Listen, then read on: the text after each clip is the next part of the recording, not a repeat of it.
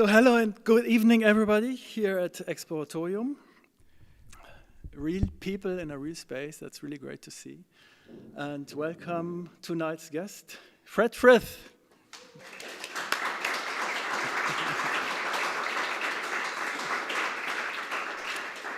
Our conversation is also live streamed on YouTube.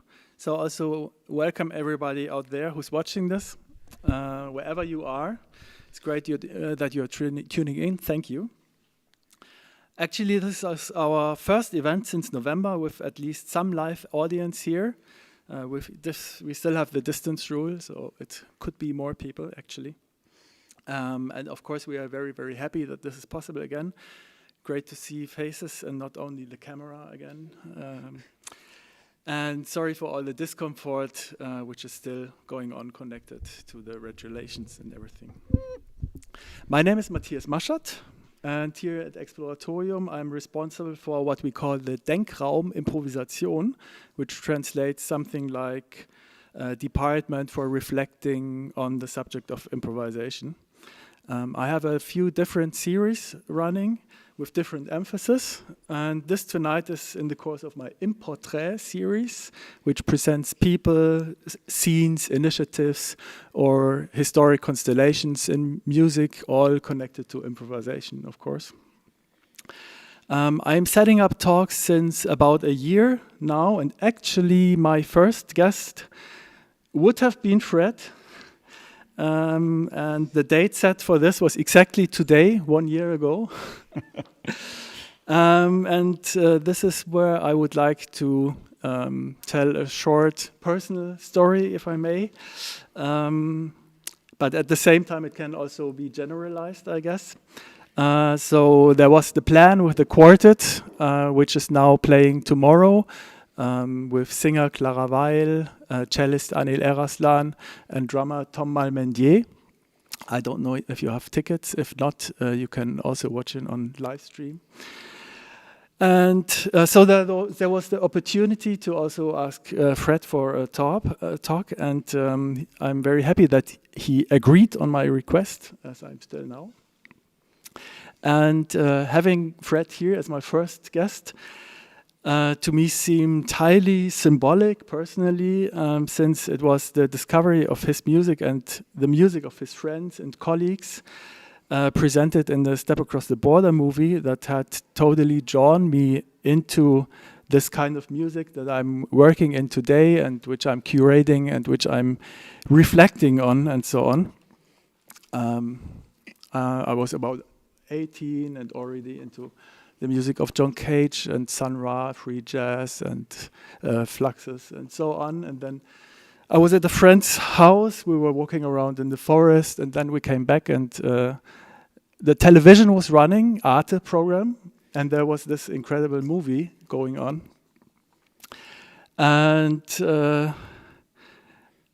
if I can put it emphatically, it changed my life, and I'm still grateful for this. Me too. I know that you said that this film also changed your life. I saw that quotation of yours. Yeah, it had everything in it, all the playfulness, the poetry, the radical approach to music, the easiness, and so on. And yeah, I knew this is the direction I want to go to. And so this is an individual, personal story, but I guess this has happened many times with this movie maybe, or with the music of Fred. And so as an initial statement, I would like to hint with this on the incredible power that music and art can have on us human beings. In Portrait number 3, Fred Frith, improvisation has been central to almost everything I've done. That's the title that I've been coming up with, and it's a citation that I found on your website, which seemed to me logical to use as a guideline and as a starting point also, since we at the Exploratorium are a space entirely dedicated to improvisation. And yes, of course, so that matches with that statement of yours pretty well. So again, Fred, thanks for being here. My pleasure. let us start with the movie, Step Across the Border. It came out in 1990. I don't know if you know it. It was directed by Nicholas Humbert and Werner Penzel. And it has the subtitle, A 90-Minute Celluloid Improvisation. Fred, in what way is the film an improvisation, and how does it reflect in its own medium what the film is about? I always think it's kind of ironic that they called it that, because on the one hand, it was clear when they proposed this, originally when they proposed this film to me, I said absolutely not, because I don't really like documentary films about musicians, because there's not much you can show other than people looking meaningful, they're sitting at a piano composing or whatever it is that they do. And when it became clear that actually what they were really more interested in was improvising themselves, that piqued my curiosity. So what was going on really was that they would follow me around and then go and do interesting things somewhere else. So what was interesting to me was the fact that they could set up a shot and make it within 5 minutes of seeing something. And if you know anything about film, you know that it usually takes a lot longer than that. You're thinking about light, you're thinking you've got a plan, it takes an hour or two to set it up and get everything right, and they wanted to see what would happen if they bypassed all the planning and just shot stuff. So yes, they were improvising, but of course then they spent 6 months in an editing room carefully composing everything. So in fact, it's a two-part process. On the one hand, the filming part was very much improvised by them around locations where I happened to be, and sometimes I happened to be in the stuff and sometimes I'm not. But then the process of composing it, which in a way was what made the film what it is, was a much more meticulous composing process. So to call it a celluloid improvisation is somewhat misleading, I think. But that's open to interpretation. Do you think there's a connection to your work? Let's directly go into this, improvising and then arranging things later, or is it sometimes the other way around in your work? I mean, you come at the material in all kinds of ways, and since the film I've done many things which are more like what they did. So improvising and then seeing what it is and then making something out of it later, yes. But that was also something we did in Henry Cow, for example, in the 74, when Virgin Records had absolutely no idea what they were doing and had lots of money and thought it was normal to give people like us 2 months in a recording studio. Which of course would never happen again. But at that particular moment in time, we'd already made a first record which consisted of recording everything we already had, and the second record we didn't have all that much. So we spent about 3 weeks just improvising, and then another 3 weeks listening to it and deciding what to do with it and making things out of it. So we had already kind of looked at that process from a strictly musical point of view at that time. And it's strange to me that that's actually very much in parallel with what they did with the film. And I think it's a thing that a lot of improvisers would disapprove of, because there's a school of improvising which is all about it has to be in the moment and it has to be now and it has to be, you know, what you hear is what's happening right now. And I, of course, do that as well, but I'm interested in all aspects of improvising, within composed music, pre-composed music, and in the recording process especially. And I think perhaps what characterizes my work more than anything else is my relationship with the recording process. After 50 years of doing it, I think I spent an awful lot of time in the recording studio messing with stuff, which is not what you see when you come to a concert, obviously. Yeah, so maybe the statement that I took is partly also misleading, because you have been doing a great deal of composing anyway. So this is something that I took to reduce the number of possibilities for today's talk, maybe, and, and something that seemed useful in the context of what we do here at Exploratorium. But of course, this is only a small part of the whole work of Fred. I remember a student of mine was interviewing Pauline Oliveros, who was a colleague of mine at the time. And Pauline had an improvising group in the 50s with Terry Riley and I think it was Stuart Dempster, I can't remember, or maybe somebody else. Anyway, extraordinary improvising and pioneering, and nobody had ever really done anything like that before. And the student asked her, why were you doing that? And her answer was very simple. She said, we were doing whatever interested us at the time. And I thought, that's a perfect reply. I think that's what we all do. We do what interests us at the time. And it may be this, and it may be that, and it changes, and it moves, and it comes back, and it goes on. And getting locked down into a sense of what improvisation is or should be is pointless. It can be all kinds of things. So that, I thought, was a very smart answer. Yeah, definitely. I read this text that you wrote about this astonishing trio in the 50s. Yeah. Yeah. Let's come back to the film once again, because when I got the CD, actually, Step Across the Board soundtrack, it's not actually a soundtrack, but kind of related to the whole thing. What really struck me were the liner notes, because they were so dense and in a very short amount of words. It really said a lot to me, I must say. And I would like to read something at the beginning shortly. Knowing you're being filmed, not knowing. Knowing as you watch the screen that you knew you were being filmed. Knowing that you didn't know. The subtle degrees of self-consciousness. So this is on the one hand about being real and about who you are on the screen, and on the other hand about reflecting the perception, and on the other hand about reflecting the perception of oneself while improvising. I think improvisation really has a lot to do with identity. Improvisers are telling us who they are when they are playing, in a way. It's different from playing composed music, since most of the time neither the composer is the interpreter nor the interpreter is the composer. So improvisation has the potential to be a very honest or very authentic music. It can be a very direct way of artistic communication. Would you agree with this? I take exception to one thing you said. You said that musicians are telling us who they are when they're improvising. I think musicians are being who they are when they're improvising. And I think the telling is not important. I don't want to tell you something. I want to be. I want to be here, I want to be now, I want to be doing whatever needs to be done. As soon as it starts becoming telling, then it's a kind of theatre that I personally am not that interested in. So that's I would counter with that. Yeah, but that's definitely a better way of saying what I meant. No.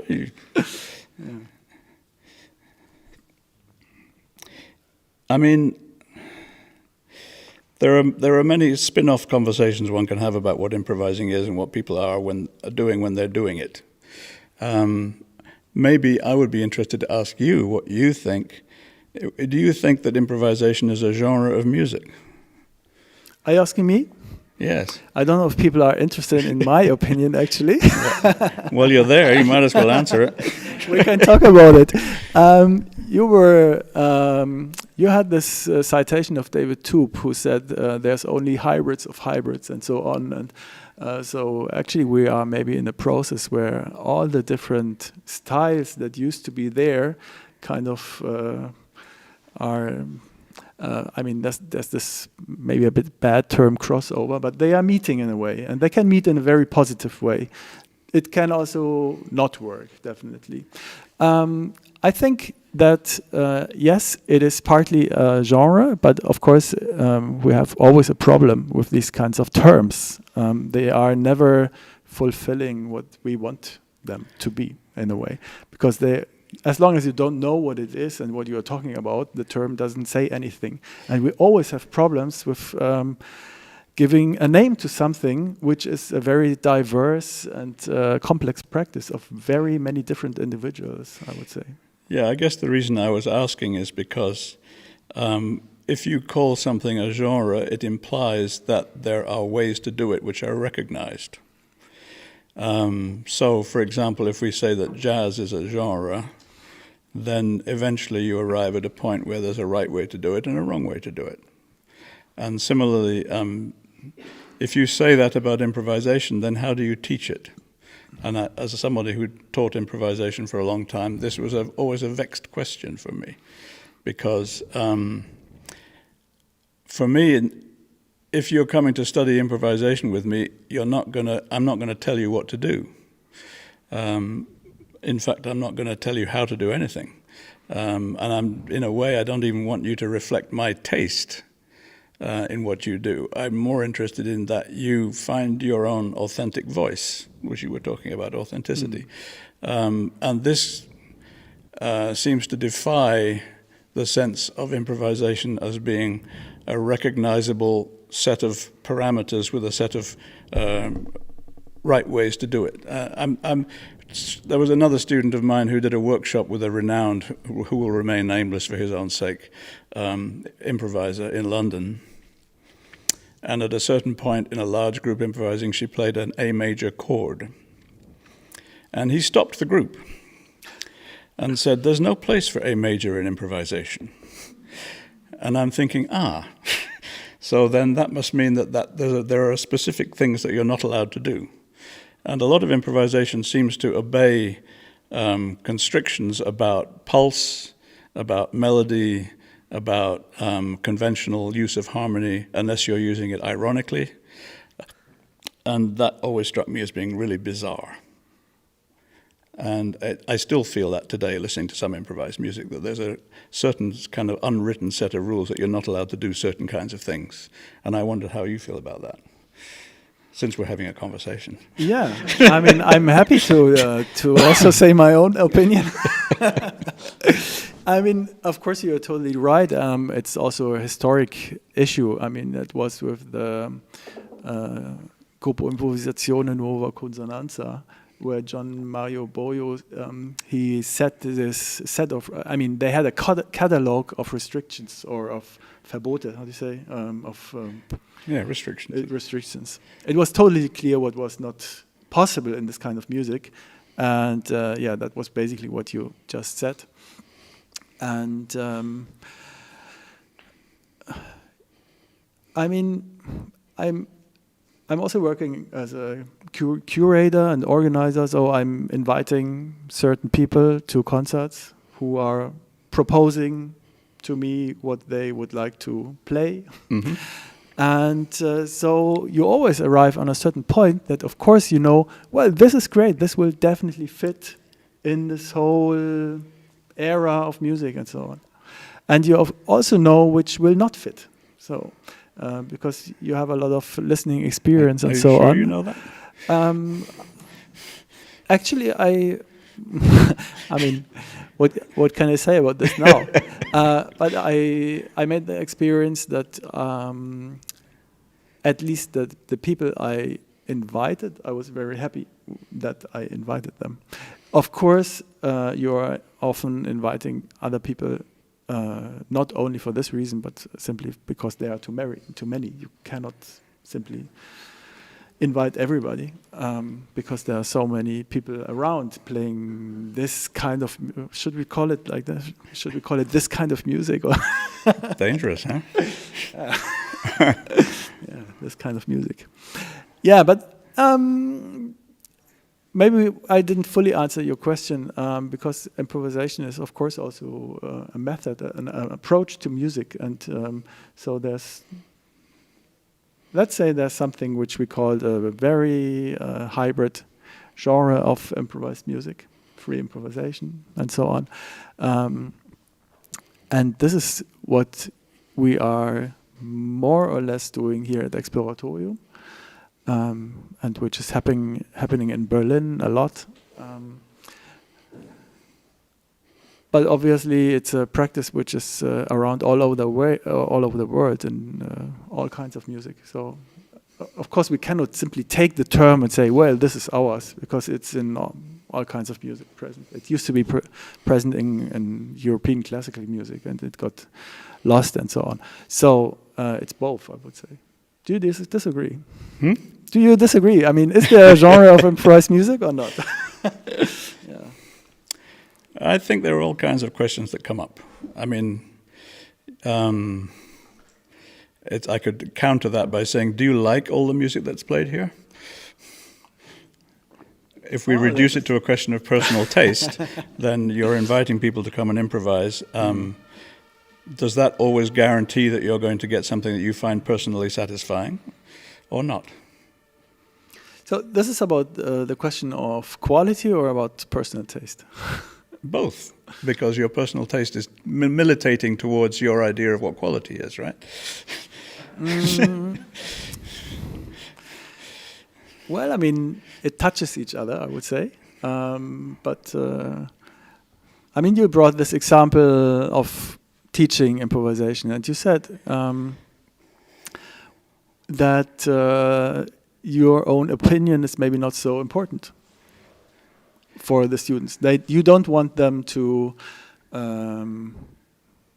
only listen to your own tastes. They don't want to reproduce what you think is worth in my to be experience, played. there's Right? two different ways of teaching improvisation. One is what I would call the guru method, and one is more to do with social relations. And the guru method is I can come in and say, I've been doing this for a long time, I know what I'm doing, that's not good, this is good. And at the end of the process, you might think, I haven't learned anything except to play like Fred does. And the assumption is on the part of the guru method, which personally I don't particularly enjoy or do, but the idea would be if you like what I do and you think that it's of high quality, it's not such a bad idea to learn how to do that. So then once you've learned how to do that, how to please me, you can then go off and do something else. I'm more interested in this group of people are sitting in front of me right now in this place today with this set of conditions, and we are trying to make sense of this particular situation, and that's to do with our social relationships in this group today. Tomorrow it could be different. And so you have to negotiate every time you play a set of quite complicated assumptions and guesses and tastes and acoustics and all kinds of things. And you are busy processing all of those things in real time. And I think you get a lot more for yourself out of learning how to process those things than figuring out what I want you to do. So I've seen both methods used, and I've seen them both used, I think, effectively. But I gravitate towards the second method, personally. Since you said that you're really interested in the social aspect of these group constellations of people who come together, maybe you could tell us the story how you started giving workshops in 1990 in France. It's long ago, but I think I'm asking this question because it was not particularly about improvised music. It was about it was with rock musicians. So it's a different. No, the first workshop I did was about improvisation. It was at a festival in France called the Mimi Festival, and Ferdinand Richard, the director, said, "Why don't you come and do a workshop?" So I did, and that was the first time I'd ever done anything like that, and I learned a lot from it, of course. And it was mostly just figuring out, as I say, figuring out what am I going to do with these people here. You're talking, I think, about the project I did in Marseille in 1990, which was with Jeunes Rockers en chômage des quartiers défavorisés, which is young unemployed rock musicians from the ghettos, Yeah, okay. as the government liked to call them. And I had to audition 30 people to choose 15, and the 15 we chose then were working with me 9 to 5 for 6 months to create an opera. And they were absolutely had no idea who I was. They were coming from a completely different background. Only 2 of them read music. There were an awful lot of guitar players and an awful lot of drummers, so we had to kind of figure out what they were all going to do. I had people build instruments so they wouldn't have to play guitar. And we basically workshopped the material every day to the point where by the time we were finished, we could overlay composed pieces in real time with the conductor so that the conductor could choose which bits were going to be played when and simultaneously with other bits. And I would say that the result was extremely sophisticated compared to, for example, what happens when I work with the Ensemble Moderne, who are, of course, the crack contemporary musicians who by their own confession, didn't know how to improvise, which I found quite startling. I mean, when I worked with them, for example, the first workshop I did with them was absolutely disastrous. They obviously were very uncomfortable, and so was I. And so the next time I went up there to work with them, I suggested that we spend the whole day working one-on-one. So I did duos, improvising duos, with every member of the ensemble for half an hour, starting at 9 o'clock in the morning, 20 of them. And they were great. They could all improvise really well, and I really enjoyed playing with everybody. And I said, so what's the problem? Why was it so bad last time? And the response was, as it turned out, that they were very unhappy to be doing it in front of each other, which comes back to the social question. Their conditioning, their expectation, their skill set, which is huge. As soon as you take that away, they were very insecure about doing something in front of each other. And this was completely absent in the case of the jeunes rockers en chômage because they had no training and no skill set, or limited one, and so everything was an adventure. And the result of everything being an adventure was cataclysmic in a way. I think I learned more in that 6 months than I've learned in my whole life in terms of how to communicate, how to get a musical idea across, and how much of it is to do with this and not with that. Because I could give the Ensemble Moderne any piece of music and they could sight read it. And that's a completely different approach. You know, when I first took music to the Ensemble Moderne, the clarinet player came up to me afterwards and said, I wouldn't have made that mistake in the fourth measure if you'd transposed it. I hadn't even noticed the mistake. So, yeah, I find that those kinds of comparisons to be quite interesting.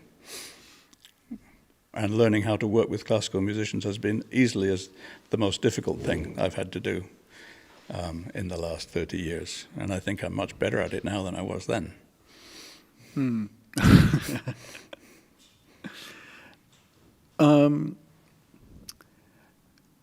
Another thing, because I think that this aspect of the social situation in improvisation is very central to your way of approaching music. Is it? No? Say that again? That the social aspect, the communication aspect is very important for you to work together with people. I mean, I come from a folk and rock background. This is not generally a notation-based set of music. So with Henry Cow, which was the band I was in for 10 years, it's down to people working according to what they're able to do and contributing what they're able to contribute, and you rehearse together and put the music together collectively. We did actually notate music as well, and we generally notated music that we couldn't play because it gave us the incentive to learn how to do it. So it was a constant learning process and a constant challenge, but it was also always working with people you know. And so the social thing is critical. The first time I ever had to write music for people I didn't know, I was terrified. What are they going to do with it? What are they going to sound like? I was so used to working with people. I'm working with Lindsay Cooper. I'm not working with a bassoonist. So when I started working with a bassoonist, it kind of was paralyzing in a certain way. I need to work with people that I know, and most of the music that I make is put together very carefully with grouping people together some of whom I know more than others, but finding the right combination of people to do the kind of things that I want to do. And that's been great as far as I'm concerned. Put me in front of a large group. I mean, I've done pieces for orchestra, obviously, and that's pretty challenging from that point of view. I can imagine. I mean, the first time I played with an orchestra was when I was soloist with the London Philharmonic in 1974, and when I came on stage with my electric guitar, the entire back row of the orchestra went like that. Things have changed since then. Yeah, that I would assume that things have changed since then. So you were mentioning Henry Cow, and this phase was really important to define your future approach of music in a way, you said. Could you go a bit deeper into that? Well, I invented improvised music.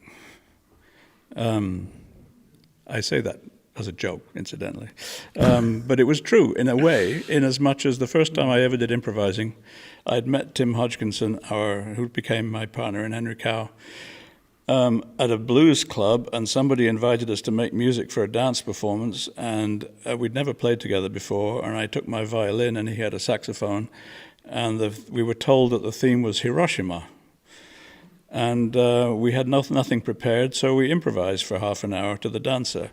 And that was the first time I improvised. I had no connection with any of the London improvising scene. I didn't know any of the names. I didn't know who was doing it. And it felt incredibly exciting. I felt like we just really invented something. So I felt like, okay, let's do it. And slowly we started to find out that there's a guy called Derek Bailey and all these other people that we were meeting later. But we were coming to them from a position of already having established a way of working that was not in those particular milieu. Lol Coxill saw us play and said, "Oh, you should go check out Derek Bailey." And I said, "Who's Derek Bailey?" And he said, "Oh, he's playing next Saturday at the Little Theatre Club." So I went to the Little Theatre Club for the only time I ever went to the Little Theatre Club to see Derek, and I was the only person in the audience. And he invited me home for tea. And that's kind of was my route into the improvising with the improvisers, as it were. But I already felt that we were already something else. And so we had that kind of odd relationship. But I don't regret that at all. Yeah, so you never really got into this London scene, actually. That was the moment where you went to New York. No. I was in London until 1978, so we were in London I saw Derek in 1971, so there was 8 years in between. Okay. Right. And we made connections with lots of the London improvisers, so I played with Barry Guy and Paul Rutherford and Evan Parker and, Maggie Nichols.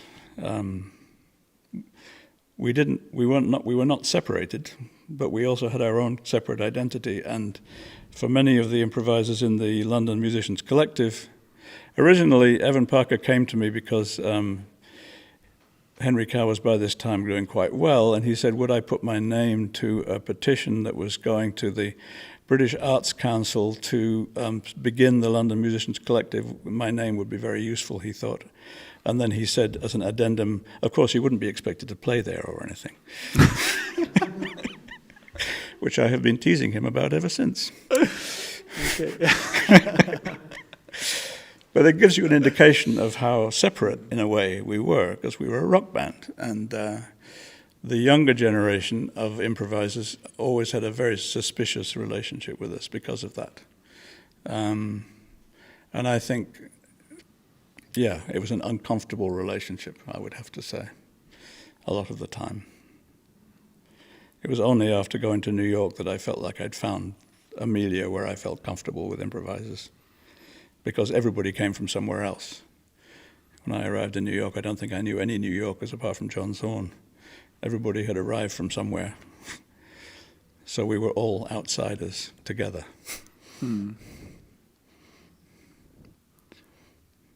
Well, since you started it, maybe you go on telling us about the New York story, how it started and what happened, what were the most important. Well, that's always hard. What were kind of important developments there? Sure, where to begin? Well, it began because Giorgio Gomelski, who was an entrepreneur who had previously been the manager of the Rolling Stones and the Yardbirds and had produced the first John McLaughlin record and many other things, and became the manager of a group called Magma. And I had met him in that context because Henry Cow and Magma often played concerts together. And he had moved to New York, and he called me and said, you should come here, because this is where it's going on now. He was very convincing always.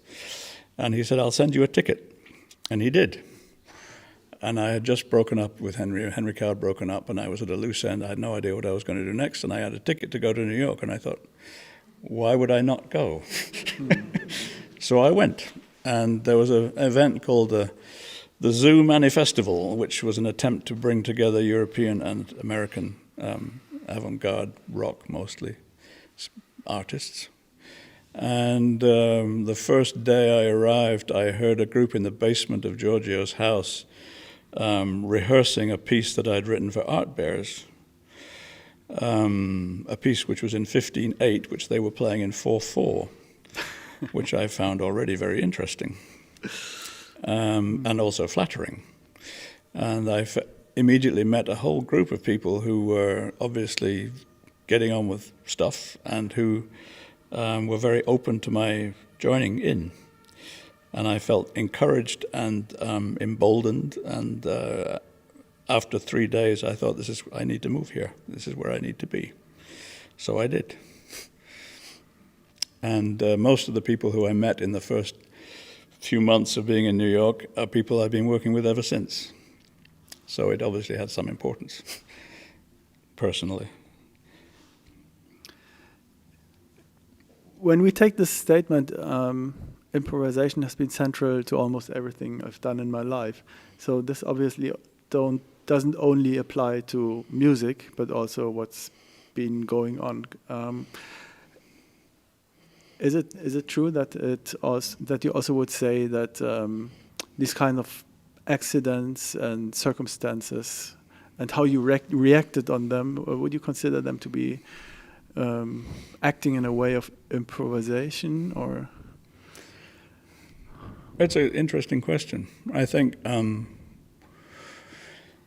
accidents, when you're playing and something happens that you don't expect, do you call that an accident? Is that an accident? I think there's two translations of accident, so we should be clear about it. So it can mean something like Unfall, Unglücksfall, when something's going wrong, but it can also mean wrong. You use the word wrong. Wrong. Ah. Yeah. So is it always wrong? Yeah, is it always wrong? Exactly. So. Things that you don't expect are not necessarily wrong. Yeah. There's an axiom that I like to repeat, although it's been questioned a few times since I started repeating it, which is that if you end a process with what you thought you would have when you started, you failed. Which sounds very convincing to me, but I now know that in the context of making a movie, for example, that's a weird disaster.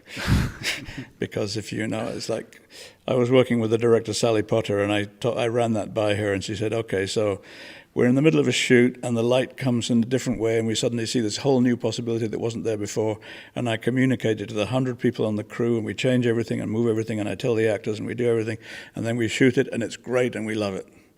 And then 6 months later in the editing room, I'm looking for the scene that we were supposed to be shooting, which we need for the storyline. So you have to, there's a long-term view and there's an immediate view.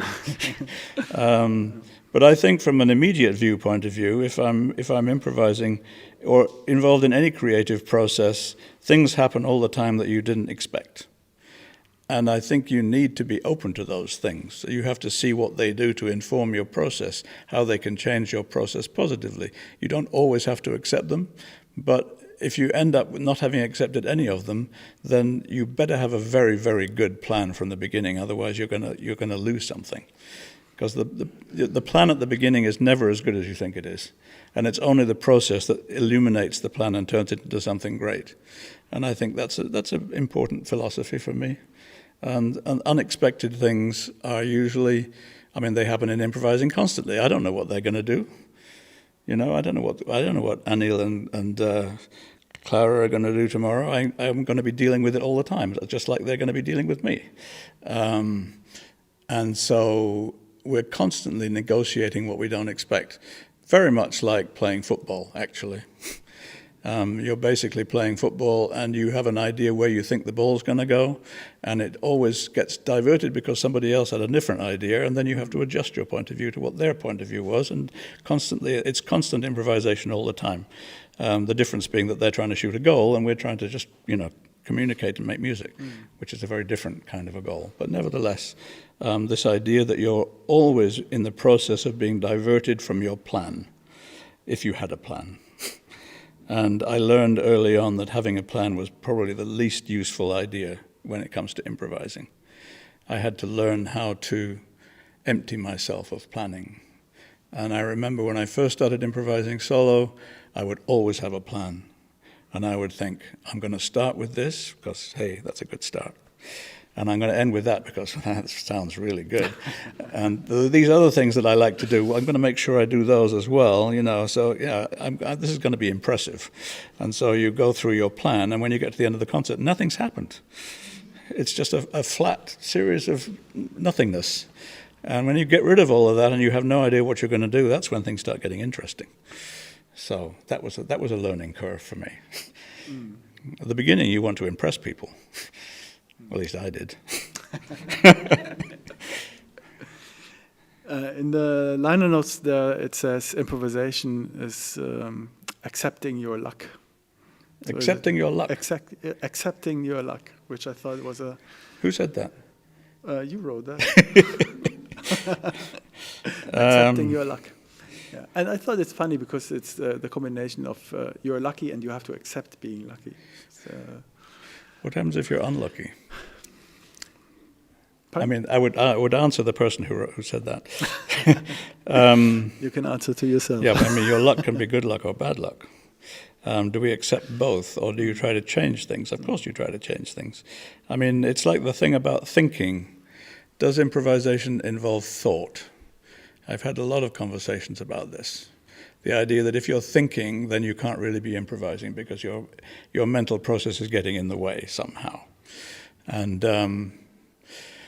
when my brother Christopher, who's a neuroscientist, attached 100 and whatever it was electrodes to my scalp and did an analysis of what was going on in my brain when I was improvising, he did a test where I had to play composed music for 5 minutes and improvise for 5 minutes and do nothing for 5 minutes, and then the same thing in reverse. And then he analyzed the result. And the conclusion from this very anecdotal, as he would say, experiment was that when I'm improvising, my brain isn't doing anything.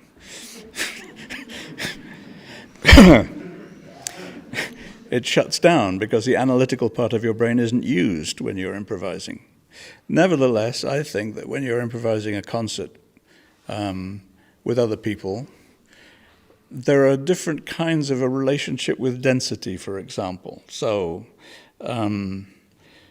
if there are 4 of us playing, if there's only me, that's one thing. But if there are more than me, then there's always somebody else to take something up, and I can stop. So the idea that you can stop is very important. The idea that when you're not doing something, it's equally important as when you are doing something is something that we talked about a lot in improvisation classes, because it's critically important. But the thing is also, if you stop, then the process of being in it changes subtly, and you do start using your brain, perhaps. I'm not saying you always do, but you have the possibility to stop and reflect and say, I'm going to come in from this angle. And so there's a relationship between the nothingness of the brain when you're actually in the activity and the other side of your brain, which is kicking in once in a while when you give yourself the space for that to happen. And I find that kind of interesting also. I don't know to what degree it's true or to what degree you want it to be true, but I think that just to assume that you're only successful if you manage for your brain to shut up is not necessarily true at all. Do you agree? The last thing again, it's not necessarily true that if your brain is working, it necessarily has a detrimental effect on the improvisation. Yeah. I mean, I think, it's like all these things. It's flexible. You're moving around. What has been measured when you were playing composed music? What? The worst was when I saw this enormous movement of waves on the screen. I said, "What was that?" He said, "You blinked." So, I mean, I have no idea how the analysis worked. Obviously, there were things happening. There was more happening when I was doing nothing than in all the other things. Mm-hmm. When I was sitting in silence, my brain was going overtime. Mm-hmm. Composed music, there's a certain amount of analysis in being able to repeat things and do things that you intended to do and, that kind of stuff.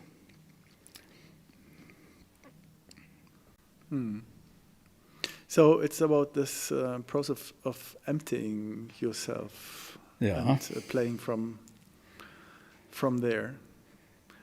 From nothing. Playing from nothing. Yeah, I used to do Tai Chi long ago, and I found that a very helpful way to empty myself. And I now find that reading the newspaper does just about as well. Anything that involves you thinking about what you're going to do. So I can have a very earnest conversation about politics until the moment I go on stage, and that serves the same effect, although it probably has an interesting effect on what happens when we play. I don't know. I mean, there's another aspect of this which I'm sure you're familiar with, which is the first thing you do is critical, because everything comes away from it. So what you do first is going to have a profound effect on everything that follows. And you can overthink that and say, I'm going to start like this, or you can just allow yourself to make a gesture without knowing what it's going to be. And people who are inexperienced improvisers, that seems to be the most terrifying thing of all, is knowing what to do first. The idea that you've got to do something. What am I going to do? What am I going to do? What am I going to do? Oh. And in fact, I think it doesn't matter. I think you can do whatever you want. I can make any gesture or any volume of any sound. Once you've done it, everything becomes logical. And if you agonize over it, that's probably going to get your brain too involved at the front. What turned out in these discussions about if thought is involved in improvisation? You said that you have been discussing this with your students, for example, a lot. Been doing what, sorry? If you are thinking during improvisation, Yeah. or if you are not thinking at all. I mean, there's also this idea of intentionally thinking about decisions. And this is also something that I always find kind of weird when improvisers talking about decisions. Yeah. Because for me, this is rather something something very consciously done. That you take a decision, you have different options, and then you go through the consequences of your possible decisions, and then you would say, okay, I'm going to do this, and I'm not going to do that. And this is something which for me also doesn't apply to improvisation at all. This is very far away of my imagination. Well, But it can, of course, yeah. It depends on which bit of you is making the decision. The implication from what you're saying is that your mind is making a decision, but I think your body makes decisions. And playing music is a very physical thing. Your body is involved all the time. Your breathing, your gestures. And I think that you are always in conflict between all of the familiarity of the gestures that you know and the things that you know how to do, which will automatically come. They become automatisms, and you would then become involved in a struggle to avoid automatisms, and so you tend to do the opposite just because. And so there's a tendency to always fight yourself about habits, because we all have habits. We all have a vocabulary, we all have our tendencies, we all have things we like to do, and then Clara went and did that, and I'm thinking, what? What am I going to do? And so what decision do I make at that moment? I don't think my brain is making that decision. I think that my body is making that decision. I'm physically following something, and I think that feels better to me than agonizing mentally about the decision-making process. Because I think the decision-making process is a whole body thing. Maybe the mind isn't involved in the decision at all. And then, of course, there's another thing my brother told me, which has always made me completely perplexed, which is that when I hold my finger like this and I tell the finger with my mind to go like that, I'm thinking my mind just told my finger to move. Now they have the means to measure the difference between when your mind said to do that and when your brain said to do that. And they discovered that the brain said it to the finger before the mind did. So you're thinking, what? And they don't know yet about that. That's something they're working on. Yeah, there's still a lot of unclarity how the brain functions, I guess. Yes, I would totally agree. I mean, if you say that there's bodily decisions, physical decisions, then we're talking about something different. But I was actually referring to mentally taking decisions about what to do next. Yeah, but yeah. Where it's all happening together. It's not as if your mind is separate from your body. It's all happening together, and the emphases are always different. And that's the way it should be. I mean, you're constantly adjusting.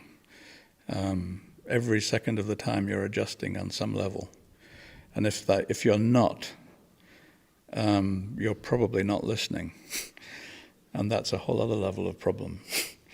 Because obviously listening is the key to all of this. So how do we listen? What are we listening for? What are we listening to?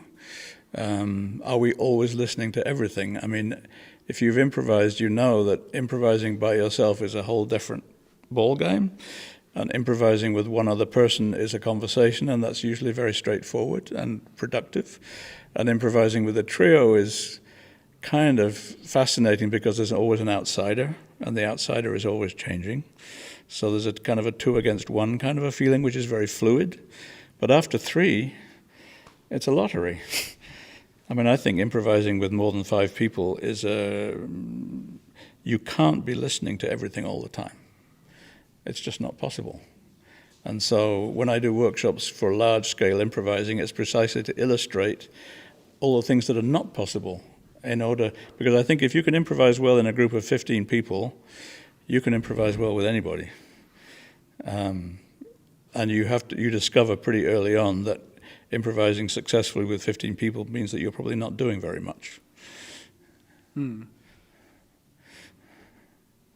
You're looking wisely at me. What do you No, I mean, still, it can work that you don't listen to each action separated from each other, but that you can get an expression of the overall sound, and you can integrate in this and work with this also. But it's true that it's not possible to follow every single event. Well, then you start to think about the definition of listening, and of course, listening is not something we only do with our ears; it's also something to do with our whole body, and so. The listening with the body is another part of the physical aspect of it. Working with Evelyn Glennie was fascinating because she always felt she listened much better than me, although she's deaf, because she listens with all of her limbs and she listens through the floor and she could hear sounds after I had stopped listening to them. So it's really interesting to understand the function of your whole body as a listening organ. And I think in improvising that's going on all the time, even if we don't know it. So there's maybe one solution to the problem of improvising with a large group of people is that you may not be listening with your ears to all of it, but you certainly are feeling all of it on some level. Yeah, it's perception is maybe the better word then. Perception is maybe the better word than the overall perception, which listening is only a part of. Is perception a term related to mental facility or to... I mean, I don't know if I agree with that perception as that word, but maybe I just don't understand it. In the end, it's dependent of a definition. So if we say perception can be more than only using our known senses, if we try to look at it holistically, I think it's possible to put it that way. But it doesn't matter anyway. So, yeah. But can you go more into this? What Evelyn Glennie meant with this listening process? When I first worked with her, I was very curious more than anything because I was thinking, I can understand how a deaf person can follow a conductor. And I can understand how a deaf person can read a score, but I wasn't understanding how a deaf person can improvise in real time with somebody else. And then I became aware of all of the different aspects of her attention. So the first most disconcerting when I played with her was that she was looking at me all the time.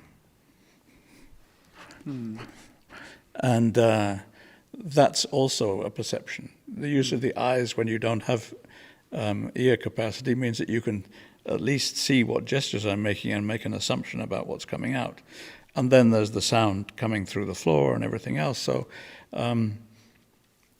I was really interested in learning how to improvise from that point of view, to understand, to overcome my limited understanding of what listening meant by working with her, which was fascinating. The title of the movie was Touch the Sound. Yeah, well, that was the first time we played together.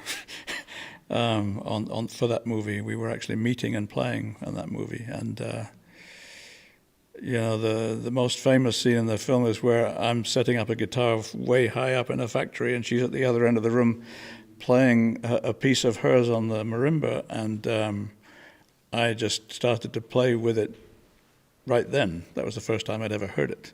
So that was about the purest kind of improvisation you could imagine, but it was very tonal.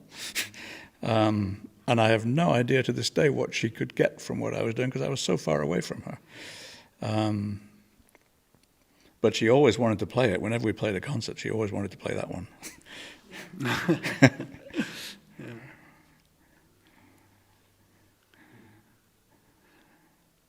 Well, there was the first remark from the audience already. So if you would like to ask something or contribute something, that's possible. Otherwise, we still continue a bit, maybe. The masks make everybody look very, very serious and slightly extraterrestrial. Yeah, it's like we're in a room full of aliens. But if you have a question, just let me know, and then I will come with the microphone because of the live stream. Then it makes more sense. Okay, that's far away, so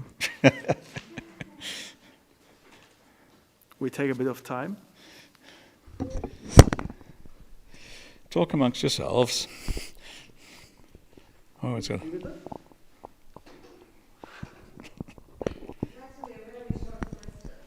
Doesn't matter. We're doing this for eternity, you know. For eternity. It will be on YouTube forever. Thank you. Hello, first of all. Of course, I can't hear you at all, but You can't. You can? not through the microphone. This is our microphone's only related to the broadcast, but not to the room. I just wanted to ask, first of all, hello and thank you. And how do you deal with, or how do improvisers deal with tactile memory? Tactile memory. Yeah. Um,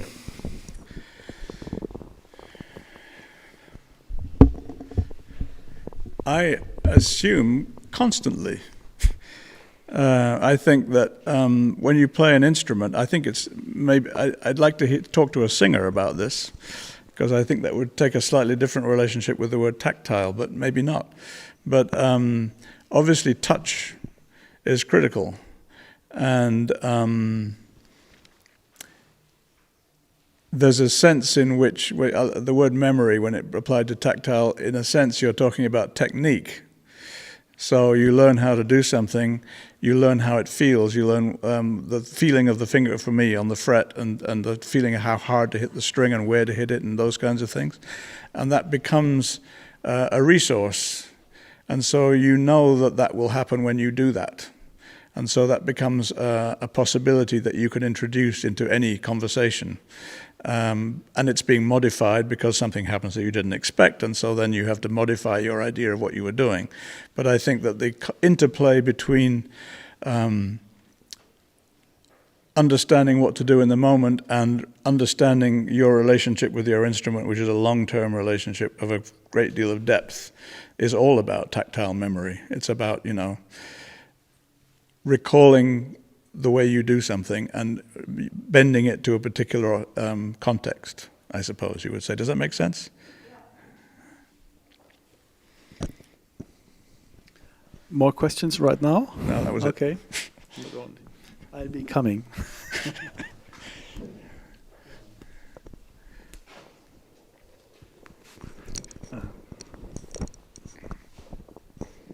Hello. Hi. I had a question about how you view composition versus improvisation. Do you feel that one is more authentic than the other? Because I think it's kind of a weird... Do I feel that one is more what? One is more authentic. Authentic? If you're being more true to yourself through composition. Why would you think that would be? Well, just when you were talking about Henry Cow, and it seemed like the line was kind of vague between composition and improv. So I was just curious. It just brought to mind. I was just thinking. Yeah, I mean, the obvious answer is, they're the same thing. Right. So we can put that aside. I think everybody understands that. It's interesting because the polemic between composition and improvisation when I was first involved in Henry Cow in the 70s was far more vigorous than it is now. I think then composition was seen as superior. As a result, improvisers became very defensive and later very aggressive. And so there was a movement of improvisers in the 70s who were saying, this music is democratic because everybody has an equal voice, unlike that music, where everybody's doing what they're told. And so there was a kind of a political discourse around the importance of democracy in improvisation and those kinds of things. And I think it kind of, in a way, went... it ended up being just annoying, to be honest. And I think these days, if you talk to younger people about the difference between improvising and composing, it's not an issue anymore. People are busy getting on with what, just like Pauline said, doing what interests them at the time. And some of it involves organizing material in advance of its performance, and some doesn't. And sometimes both. And I'm certainly very interested, more and more interested, well, I've always been interested in finding ways to allow pre-composed music to coexist with what's going to happen in the moment. Right. And the stuff I did with the Ensemble Moderne, for example, which was kind of I regard as an honorable failure in a way, but it was to do with trying to get people who are very comfortable in the world of composition to challenge themselves outside of that world, or to bring in improvisers like Iko Imori and Zena Parkins to bring a completely different voice into that composed milieu. I think I would do it very differently if I did it now, but it was a kind of an attempt to start thinking about that kind of a dialogue. Now I don't think the dialogue is that interesting anymore. I think that it's much easier to imagine coexisting forces of different degrees of pre-composed and now composed music. So, so I don't really see them as any more oppositional. I mean, there was some pretty nasty polemical stuff being written in the 70s. Lucas Foss had an improvising group in the late 50s, early 60s, and then basically said, as a result of him doing it, that, what was it he said? He said, what you're trying to do is not to, he outlined certain kinds of social behavior, which is useful, in as much as, for example, one of the conundrums of playing in an improvising group is that if you are being sensitive and listening, then the idea is that you won't get in each other's way. But what that tends to mean is that things become very flat and safe. And he was saying that means improvising is not good. And he dismissed improvisation as a result of that. And the only conclusion I can come to after listening to what he said is that they weren't very good improvisers.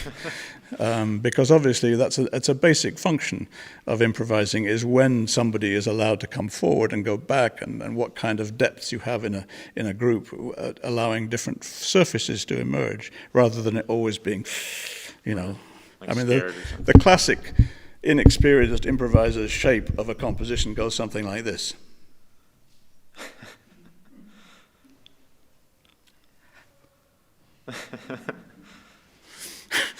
So you're trying, and then you're worried that you're going to get in the way, and then you drop down again. Right. And so that's got nothing to do with improvisation in the end. You have to be yourself. So you have something to say. You have to say it, and you have to trust people to allow you to say it, and things follow from that. Yeah. And people can interrupt you, and people can disagree with you musically, and that's where it becomes dynamic. Mm-hmm. Whereas this idea that improvising fails because of those things indicates that they hadn't gotten that far. Thank you.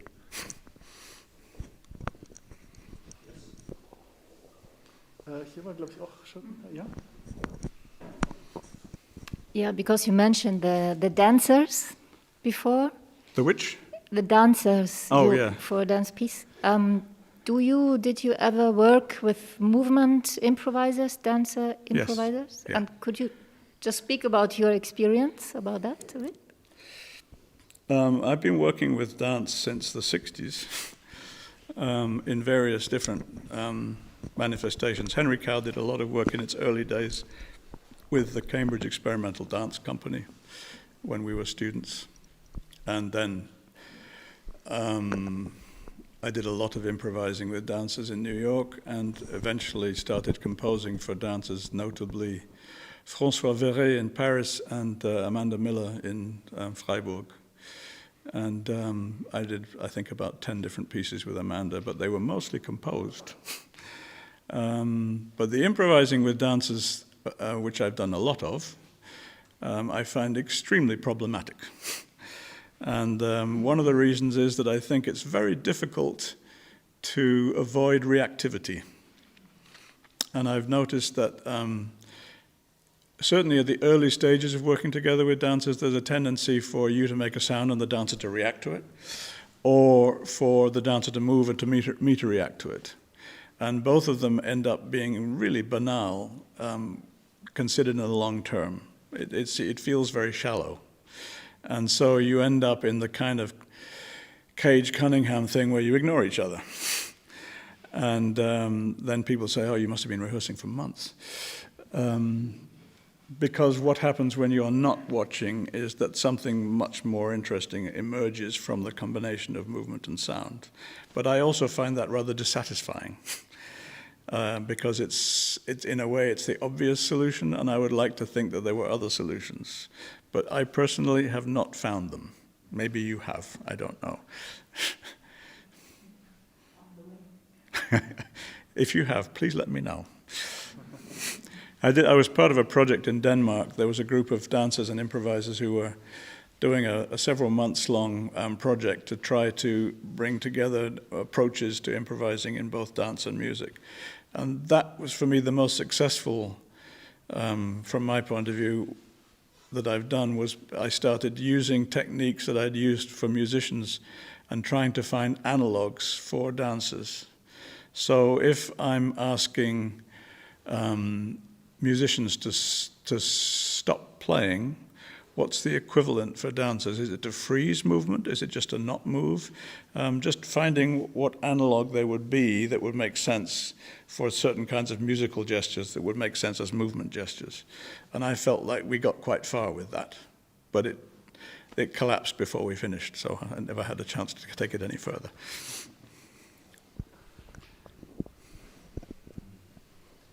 May I remove my mask when I'm... Ahoy there! Hello. First of all, I just wanted to tell you that I really appreciate your ability to talk and reflect in words about what you're doing. I'm working with improvisers a lot, and I think a lot of improvisers have a hard time to put things in words. This is not my first talk, but the first talk that I'm listening to you talking about and reflecting things, and I really appreciate that. Thank you. And I have a question. So one of the things that got me through the first part of this pandemic and lockdown was that Piacut book on Henry Cow that came out a couple of years ago, on 2019. Henry Piacut? No. Benjamin Piacut book on Henry Cow. Oh, yes, I know Benjamin. Sorry, this microphone is so confusing because it feels like that it's amplifying me, but it doesn't. So I would like to ask you, so my reading of it was that his conclusion was that kind of like the egalitarian structure and practices that you really focused on as a group, it kind of torn apart the individuals and kind of like the interpersonal, intimate connections as a group. That's how I understood the conclusion was from the book. I might be wrong, but could you maybe reflect on it, because I kind of find it interesting. In my own practice, I'm really going for resistant and countercultural egalitarian practices in music and arts. And I kind of find that it's really difficult in groups to also at the same time manage the interpersonal relationships and care for each other, cooperate and give mutual care and all that stuff. Could you maybe reflect on that, if that's something that was also your experience, and if yes, how you maybe rethought that, or do you think it's possible even to... No, I hear what you're saying. I mean, when I started Henry Cow, when Tim and I started Henry Cow, we were 19 years old. So the group was together for 10 years, between the ages of 19 and 29, and as I'm sure you're aware, those are pretty formative years on all kinds of levels, learning about everything. So that was kind of my education.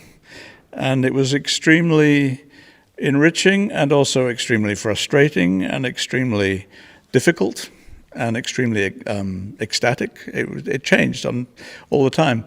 But it was also being, from 1968 onwards, negotiating all kinds of new cultural paradigms like feminism.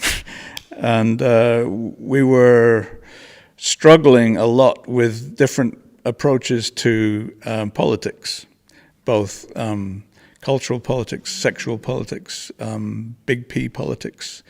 And that informed everything we did because we were a rigorous collective and we discussed everything all the time, which was extraordinarily depressing most of the time, but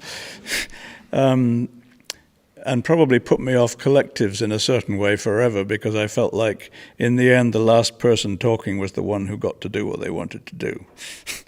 And that was, difficult.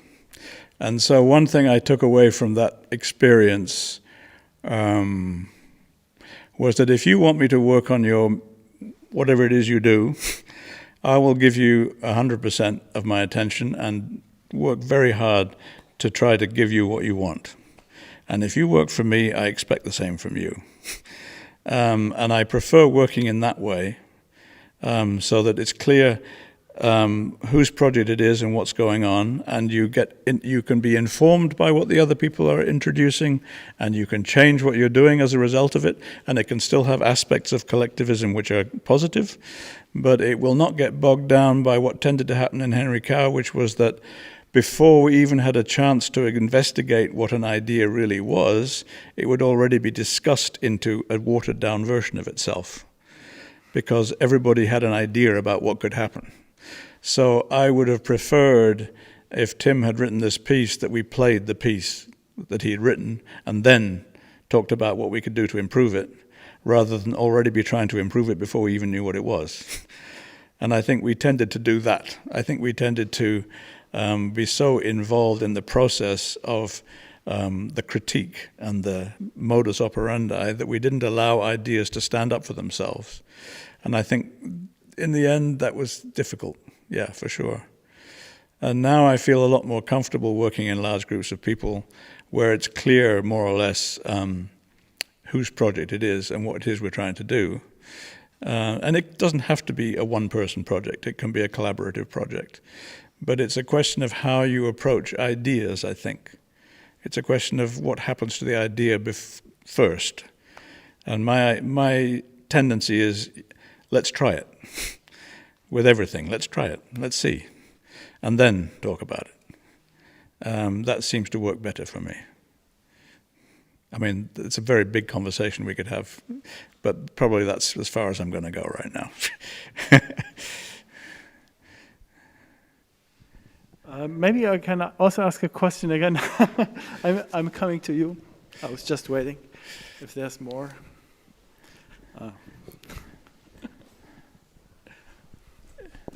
So you were also discussing a lot the procedures in the music business at the time, and you also have not been happy with what was going on. And so, from Henry Cow, there was the initiative for Rock in Opposition. And in how far have you been involved in this early time, and what was the idea behind it? The idea behind it was we had met in the process of touring in Europe, in different countries, a lot of really fantastic groups who, because of the Anglo-American centricity of the music business, would never have had a chance to play outside of their own countries. And it was very simply a pragmatic proposition to enable groups to play in different countries and to give them a voice. So putting on a festival in England or Italy or somewhere where all of these different groups could convene. It didn't really have a convincing, linking, cultural, political basis. In fact, many of the groups probably would have strongly disagreed with each other on those terms. So it was really very much more of a pragmatic, practical initiative. And I have to say, with a certain degree of shame, that I was not that involved in it. It was a project initiated by Chris Cutler and Nick Hobbs, and at the time when it started, my personal life was in sufficient disarray that I was pretty disengaged. So I didn't get involved in all that much of it. I wish I had, but that was the honest reply. Yeah, that's interesting to hear, because when you're reading texts about you, there's different. You find different statements about your involvement. Some say you've really been involved, and then you also denied, like now, that you have been done too much. And so, from what you get to read about artists, it's not everything is always so correct, and so it's good to hear that. I've just yesterday, I must say, I found a text of yours in the Fifth Arcana book of John Zorn, edited. Which one? 1 or 5? It's the 5. Ah, yeah. It's the 5, this one. And I found it's a really, really beautiful text, which says a lot about improvisation, and what you also partly about what you have been telling us today. But what I haven't read or what I didn't know before was that you also worked with disabled kids. With disabled kids when you were 19, and you started doing music with them. When I was a student. And that sounded to me that, I mean, coming back to the notion of the power of art, I had a very positive impression of this experience. Is this something you would like to tell us something about? What happened there? I mean, it sounded like music therapy that you did there. For myself, for sure. For you, rather for yourself. No, I was a rather shy, awkward teenager, and my father had the idea that his sons would volunteer. So there was a thing in Britain at the time called community service volunteers, and he said, "You're going to volunteer for that."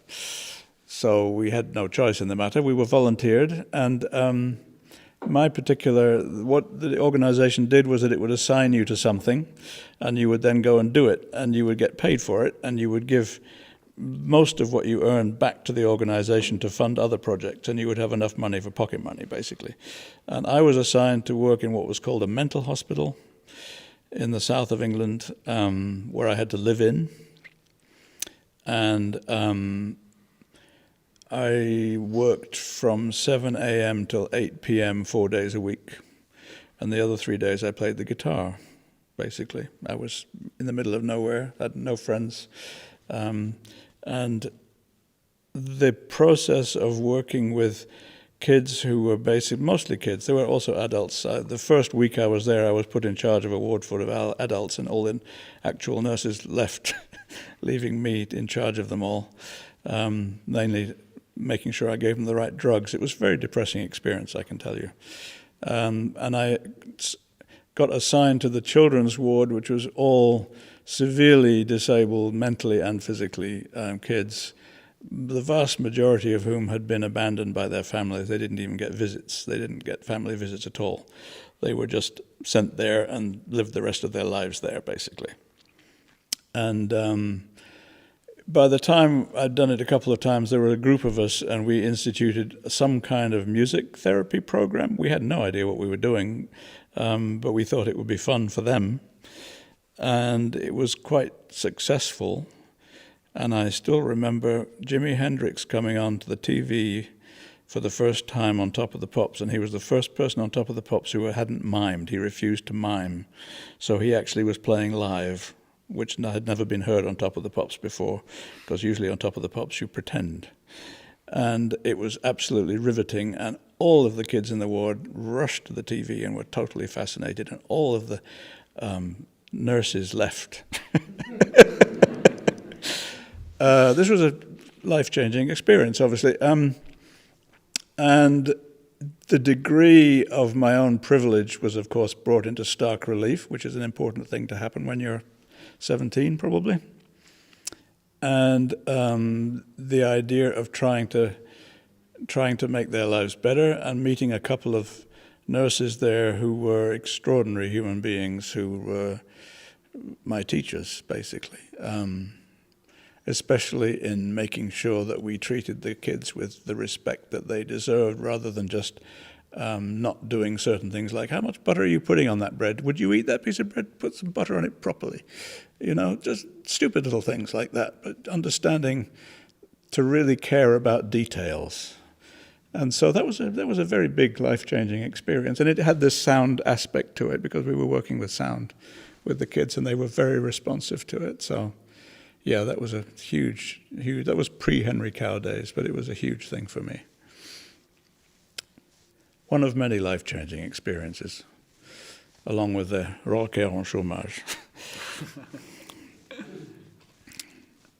Yeah, I wanted to talk about it and hear you talk about it because it's also a very special social situation in the end. And when we are thinking about the role of music, which music can have, I think it's a good point and interesting to hear.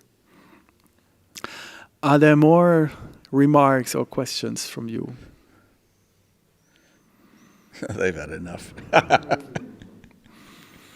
I think they need to think a little bit about it. I'm coming. Yeah. Yeah, this is also for eternity. Phase in our life. It's okay. Hello. So hello. Nice to be here and meet you. How much do you need to know about music to be able to improvise in music? None. Do you understand what I mean? In terms of rules and harmony and I'm not a musician. You don't have to know anything about music to You improvise. don't have to know anything about it. Of course not. No? The question becomes more complicated if you decide that you have something you want to say to somebody else. Yeah, okay. So if you want to improvise, you can improvise anytime you like. I know. I Just know like that. we all did, you know. I mean, I was improvising when I could barely stand up to play the piano, you know. Okay. That's what's fun to do. You do what's fun to do.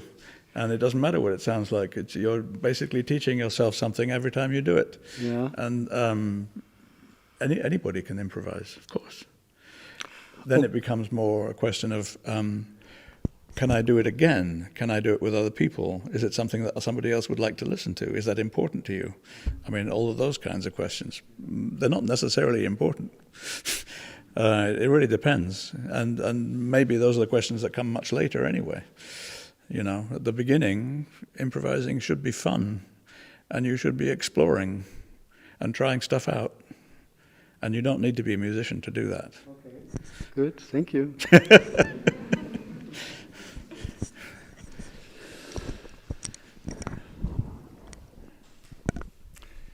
Anybody else? Yeah, okay, last row. Wait a minute.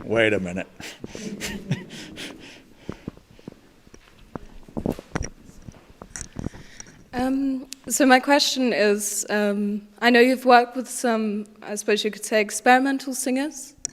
And can you hear me? Yes? I can't hear you. Oh, I'm sorry.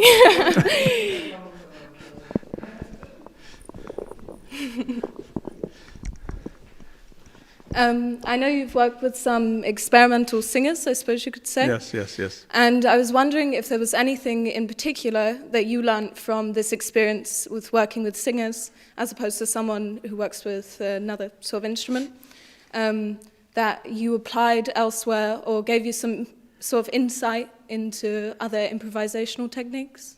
That's a great question. And I think I've worked a lot with improvising singers and I've learned huge amounts from them. And it's to do with the fact that when you're a singer, it's you. There's nothing else. It's coming straight from you. If you work with Phil Minton, it goes to even further than that. I've worked with Phil for many, many years. And the thing about Phil is that he's doing it whether he's performing or not. His whole life is a performance in that sense. His voice is always there. He's always doing something with it. I can remember touring with him in New England, and he would wake up in some student hostel that we were staying in and start singing flamenco at 4 o'clock in the morning.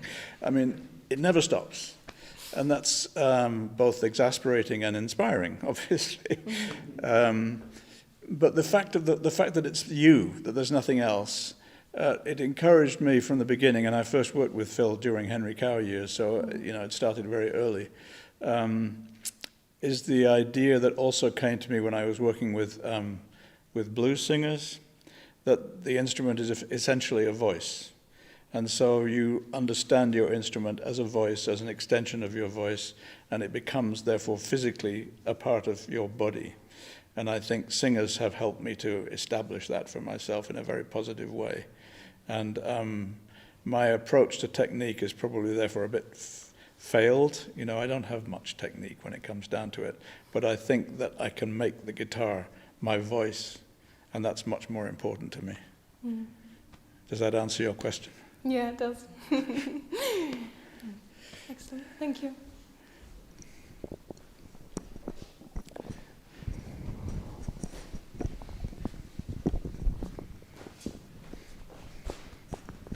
I want to ask you if improvisation, in your opinion, is there a difference between a conversation and improvisation?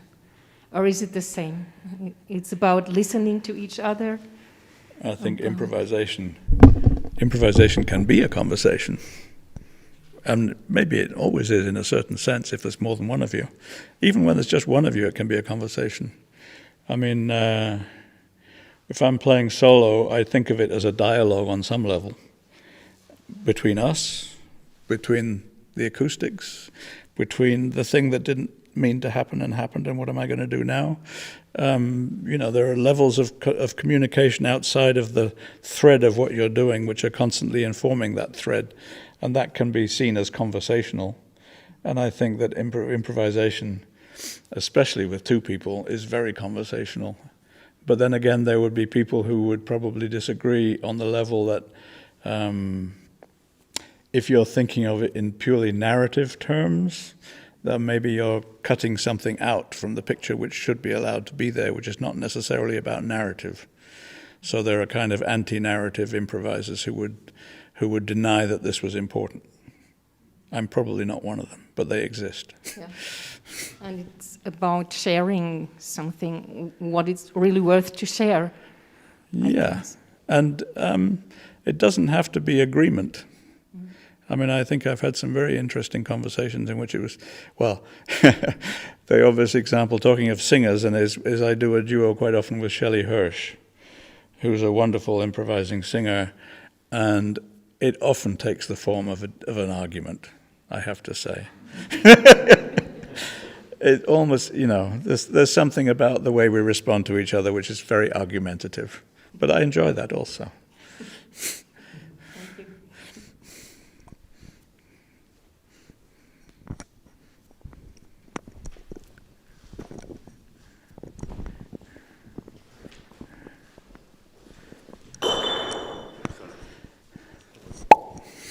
Hi.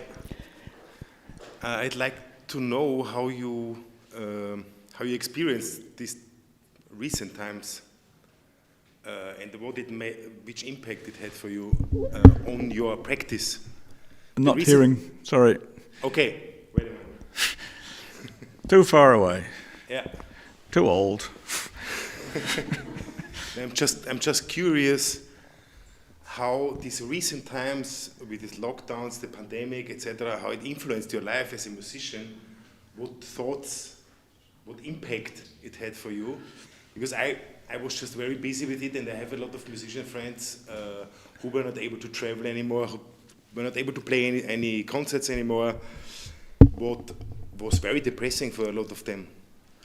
And I'm just curious, and also what it brought, like, you know, streaming concerts, connecting via the internet, etc. I mean, I have an opinion myself, but I would like to know your opinion about that. I bet you do. Hmm? Yeah, I'm just curious. Yeah. No, it's obviously an important question, and the last concert I played at the Meurs Festival a couple of weeks ago. The last concert I did before that was on March 13th, 2020. So that's a long time. And initially, I thought I was going to be extremely creative. I thought I'm going to have all this time, I'll be able to compose. And it turned out I felt completely blocked and unable to do anything. So for the first 6 months, I was not really doing any music at all. I did some teaching in Basel. I was locked down in Basel for 3 months, teaching by Zoom every day, not really allowed out. But I was very, very busy because Zoom teaching turned out to be twice as time-consuming as other kind of teaching. So I was pretty exhausted by the time that was over. And then slowly, there was the whole thing of, internet concerts and streaming that people got very involved in, and I was really not enthusiastic about that at all, didn't want to do it. It didn't feel fulfilling to me. And at the same time, I recognized that people really liked it from the point of view of being able to listen to music. It was important to people, but I didn't feel comfortable doing it myself. So I encouraged anybody who wanted to do it, but I said no when I was offered. And slowly I began to relish the time doing nothing. I spent a lot of time. I had a ritual every Monday morning at 6 a.m. I would drive the half an hour it takes me to get to the sea where I live and spend a couple of hours walking and thinking and taking pictures and doing anything, listening to birdsong, but not doing anything musical beyond that, although that's already quite a lot of music actually. And I really enjoyed that. I started really enjoying this meditative time because I was able to have it. Living close to the sea was very important. Having a big garden was important, so I was lucky in those regards. I wasn't locked down in a single room in a city. I was in the countryside. So then slowly out of that, I started to be able to write. And then I actually composed 2 or 3 pieces while I was locked down, one of which will be premiered in Mulhouse at the end of August for trumpet, 2 trombones, 2 baritone saxes, and 2 bass saxes. So I got busy like that. But I wasn't at all missing performance in the way that I expected to. I was enjoying doing nothing, and then I was being relieved that I had found my creative self in the compositional world. And then I started to perform, as I say, a couple of weeks ago, and then I thought, oh my, holy shit, I've missed this. But I can't say I'd missed it much before I actually did it. Now I'm really looking forward to tomorrow.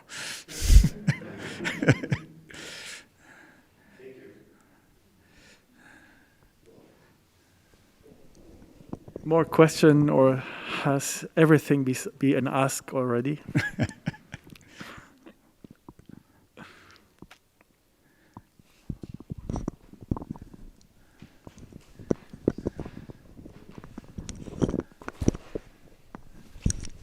Oh, I thought you were moving purposefully towards somebody, and I was... No. I'm moving to you again.